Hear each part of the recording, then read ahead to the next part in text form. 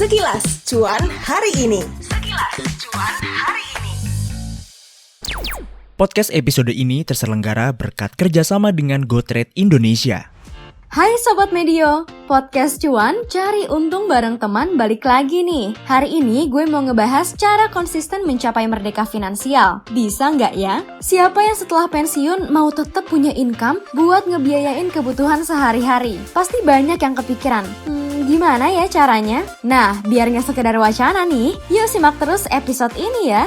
Banyak banget stereotype tentang pengelolaan keuangan bertebaran yang bikin kita FOMO. Ada yang bilang kalau umur 30 harus punya 1M. Tapi kadang kita lupa kalau yang namanya anak muda pasti seneng banget buang uang buat menuhin gaya hedonnya. Ayo ngaku. Bayangin aja, tiap minggu atau bulan dikit-dikit self-reward, dikit-dikit healing. Padahal abis healing, duit hilang cuy. Nongkrong di cafe yang instagramable lah, staycation bareng bestie-bestie tercinta, sampai belanja barang yang gak dibutuh-butuhin amat. Akhirnya financial freedomnya bye-bye deh. Tenang, kalau lo udah terlanjur ngelakuin itu semua, masih ada waktu buat berbenah kok. Ada beberapa cara yang bisa lo lakuin untuk mencapai mengelola keuangan lo. Pertama, set tujuan dan target yang jelas dan visible dicapai. Setiap bulan, evaluasi kondisi keuangan dan target lo. Misalnya, lo berencana mencapai financial freedom di usia 40 tahun. Artinya, lo harus menyusun strategi untuk mencapainya. Misalnya secara karir profesional, upgrade skill supaya bisa dapet chance lebih besar untuk promosi. Kedua, sesuaiin gaya hidup sama penghasilan. Penting banget paham kebutuhan sama keinginan. Soalnya anak muda sering banget hilaf ya guys ya. Padahal alokasi keinginan yang pasti nggak primer itu bisa ditabung. Lebih bagus lagi kalau lo alokasiin ke dana darurat, asuransi, dan investasi. Soalnya,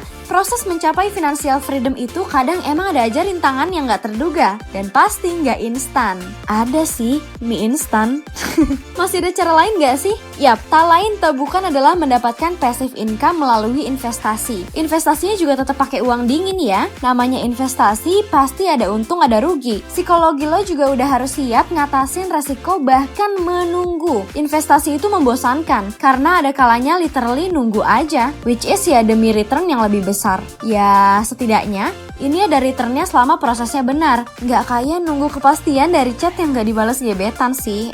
Ups. Makanya, investor sukses prosesnya butuh kesabaran. Rajin riset dan baca kondisi makro dan mikroekonomi yang dinamis banget belakangan ini. Serta pelajarin laporan keuangan perusahaan. Dan nggak mudah FOMO sama yang dikit-dikit pamer porto di medsos yang udah kaya baru punya tato baru aja cuy. Nah, salah satu tips Opa Warren Buffett, bukan Opa Jungkook ya. Sebelum berinvestasi, tanamkan mindset kalau lo itu adalah pemilik perusahaan. Pelajarin sektor yang lagi berkembang. Opa Warren dulu nggak mau investasi di Apple loh, tapi kan pandemi jadi akselerasinya teknologi banget. Sekarang malah mayoritas saham Berkshire Hathaway, alokasi terbesarnya justru dari perusahaan berkode APPL. Nah, pengen kayak Opa Warren juga? Lo bisa banget mulai berinvestasi saham luar negeri yang legal lewat GoTrade Indonesia. Melalui GoTrade, lo bisa berinvestasi di pasar saham Amerika Serikat mulai dari Rp15.000 aja. GoTrade Indonesia juga lebih murah loh dibandingkan sama platform investasi pasar saham AS lainnya. Jadi, GoTrade bakal membebaskan biaya komisi alias gretong. Kalau lo mau gabung, bisa daftar dengan kode 939121 di link bio Instagram GoTrade untuk dapetin $2. Pendaftarannya juga gratis dong. Nah, informasi lebih lanjut, langsung aja ke website heygotrade.com atau cek di Instagram di @heygotrade_id. Cek di deskripsi episode ini ya. Gampang kan? Yuk segera diverifikasikan investasi lo di GoTrade Indonesia. Terima kasih buat lo yang sudah mendengarkan episode Cuan kali ini. Dengarkan terus episode Cuan di Spotify dan YouTube Medio by KG Media untuk mendapatkan inspirasi menarik seputar pengelolaan keuangan dan investasi. Gue Andini pamit, stay tune di Podcast Cuan untuk tips-tips dan update seputar finansial lainnya. Itu dia sekilas cuan hari ini. Tungguin episode Cuan berikutnya.